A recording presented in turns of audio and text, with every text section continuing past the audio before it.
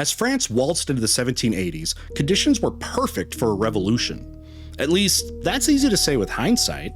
At the time, the French were more concerned with their empty stomachs than historical foreshadowing. France was a rigidly structured society led by King Louis XVI, who was about as effective at ruling as a delicious chocolate teapot. The social hierarchy was simple. Nobles and clergy got to live in luxury, while peasants got to pay all the bills. To be fair, French peasants had it better than some of their European neighbors. Many even owned land. But between land taxes, feudal dues, church tithes, and a noble's ever-growing list of creative fines, that'll be 5 baguettes for walking in my shadow. They weren't exactly rolling in wealth. Meanwhile, the bourgeoisie, lawyers, merchants, doctors, and other professionals were getting fed up. They had read Enlightenment philosophy, which told them things like, equality is good, and maybe kings shouldn't hoard all the money. These ideas made them a bit cranky, especially since they, too, were paying all the taxes while the aristocrats contributed approximately 0% to the national debt. Speaking of debt, France had plenty. After expensive wars, including one where they basically bankrolled the American Revolution, France was broke. Finance Minister Jacques Necker tried to make things look better by fudging the numbers, but his successor, Charles-Alexandre de Calonne, spilled the actual tea, and nobody believed him. As if things weren't bad enough, 1788 brought a brutal winter that ruined crops, leading to famine and, unsurprisingly, people getting very, very hangry. By 1789, France was fresh out of money and friends willing to lend some. The common folk were already taxed into oblivion, and the nobles refused to contribute a single shiny coin. Desperate, Louis XVI called together the Estates General, a legislative body that hadn't met for 175 years. Because who needs regular check-ins when you're running a country into the ground? France had 3 social classes. The first estate, the clergy, the second estate, the nobility, and the third estate, literally everyone else. Despite the fact that the third estate made up 98% of the population, each estate got exactly 1 vote. This was sort of like having 2 wolves and a sheep vote on what's for dinner.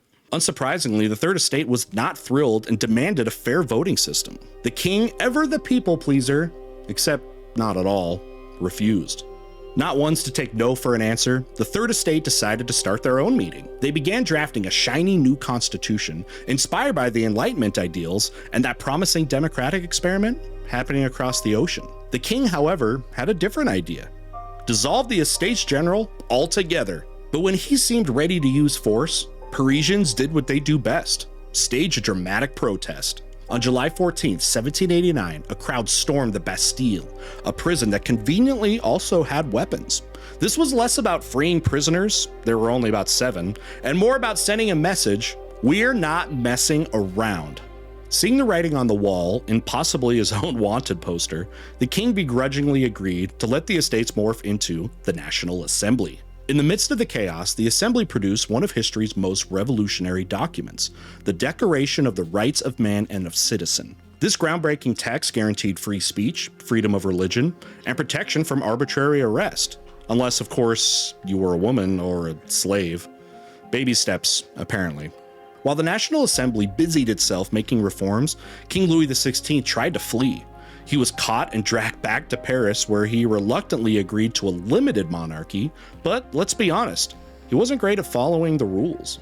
Meanwhile, other European monarchs were getting nervous. Austria and Prussia tried to intervene, but the French had developed a taste for revolution and weren't about to let a couple of foreign kings ruin their fun. Enter the Jacobins, a radical political group that took one look at the monarchy and said, yeah, let's get rid of that. In 1792, they abolished the monarchy and declared France a republic. They also introduced the guillotine, which quickly became the most talked about invention in France, and not in a good way.